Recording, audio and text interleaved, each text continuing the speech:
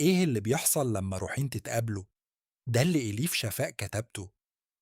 قصة عبر 800 سنة، حب غير التاريخ، ست في بoston بتقرا مخطوطة قديمة، ودرويش في قونيا بيلاقي عالم محترم. اللقاءين دول غيروا كل حاجة. تعالوا معايا في رحلة بين زمانين. إلى 40 سنة، بيت فخم في ماساتشوستس، جوز ناجح، ولاد كبار، حياة الناس بتحلم بيها، بس الحقيقة قلبها ميت من جوه. كل يوم زي اللي قبله، فطار، شغل، عشا، نوم، ولا حاجة بتحرك فيها حاجة. لحد ما وصلتها مخطوطة رواية لازم تقراها عشان الشغل، اسمها كتاب الكفر الحلو. المخطوطة دي عن شمس التبريزي، درويش متجول من القرن التلتاشر، راجل مجنون بيدور على حاجة واحدة بس: رفيق الروح، الإنسان اللي يفهمه من غير كلام. مش بيدور على طالب علم، بيدور على حد يشعل فيه نار الحب الإلهي. وفي يوم من الأيام وصل لمدينة قونية في تركيا، ومصيره كان مستني هناك. إلا فتحت الصفحة الأولى من المخطوطة وقلبها تخبط بقوة. الكلمات دي مش عادية، كل جملة كانت بتدخل فيها زي سهم. شمس التبريزي بيحكي عن رحلته، عن وحدته، عن بحثه، عن إيمانه إن الحب هو الطريق الوحيد للحقيقة. مش الصلاة ولا الصيام ولا الكتب، الحب بس. وهي بتقرأ حست بحاجة غريبة. كل كلمة كانت بتتكلم عنها هي شخصيا، عن حياتها المسجونة، عن قلبها اللي نسيت إنه موجود. دموعها نزلت من غير ما تحس. اكتشفت إن كاتب المخطوطة اسمه عزيز زهارة، راجل اسكتلندي مسلم عايش في أمستردام. وفي لحظة جنون بعتت له إيميل، قالت له إن كلماته لمست روحها. ومن هنا حياتها اتقلبت رأسا على عقب. شموع بتتراقص في الضلمة، ريح الصحراء بتهمس أسرار قديمة، دراويش بيلفوا والوقت واقف. هونية سنة 1244، شمس التبريزي دخل المدينة على رجليه، شكله غريب، عباته مقطعة وعيونه سودة وعميقة. الناس بصوله باستغراب، مين الراجل الغريب ده؟ ماشي في السوق لحد ما شاف راجل راكب حصان، حواليه طلاب كتير، وجهه نوراني صوته هادي. ده جلال الدين الرومي، أشهر عالم في المدينة، محترم من الكل.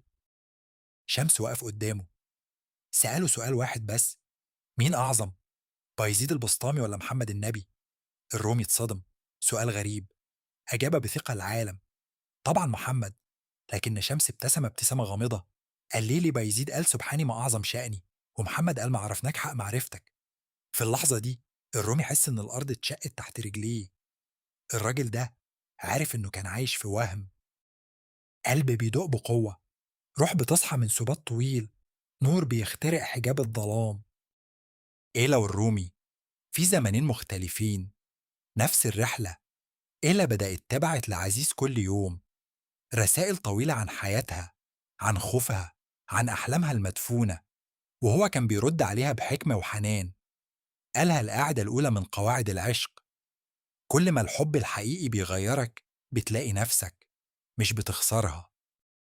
والرومي ساب كل حاجة عشان يقعد مع شمس، المدرسة، الطلاب، الكتب. كل يوم كانوا بيقعدوا سوا لساعات، بيتكلموا عن الله والحب والروح.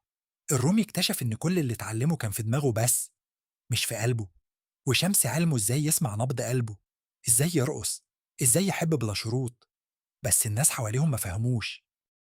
زوجة الرومي كيرا حست إنها خسرت جوزها، كان بيطلع الصبح ويرجع بالليل، عيونه مش بتشوفها، قلبه مش معاها.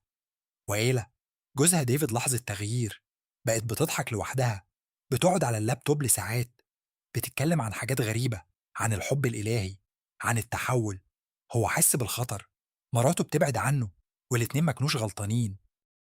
غيوم سودا بتتجمع، عواصف بتقرب، قلوب بتخاف من التغيير. طلاب الرومي اتجمعوا، مش قادرين يستحملوا شمس. الراجل ده سرق شيخنا مننا، خلاه يسيب التدريس، خلاه يرقص زي المجانين. ده مش درويش، ده ساحر، لازم نتخلص منه. وابن الرومي علاء الدين كان أكتر واحد غيران. أبوه اللي كان بيحبه ويعلمه بقى مش شايفه، كل تفكيره في شمس. وإلا قررت تسافر لأمستردام، تقابل عزيز.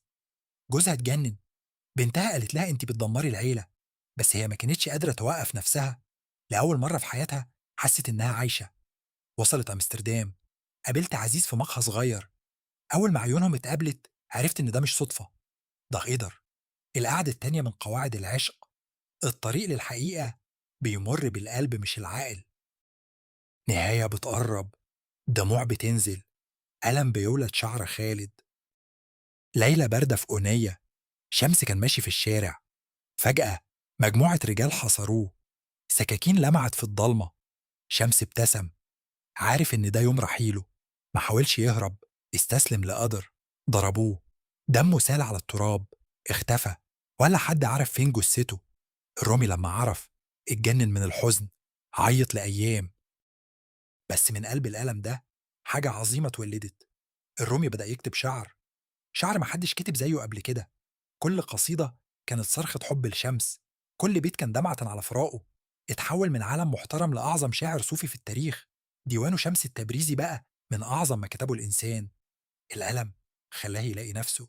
القاعدة الرابعة: الوحدة والألم هم بوابة التحول. وإلى رجعت لأمريكا، بس مش نفس الإله. قررت تسيب جوزها، تبدأ حياة جديدة. بنتها زعلت منها، أصحابها استغربوا، بس هي كانت عارفة إنها بتعمل الصح.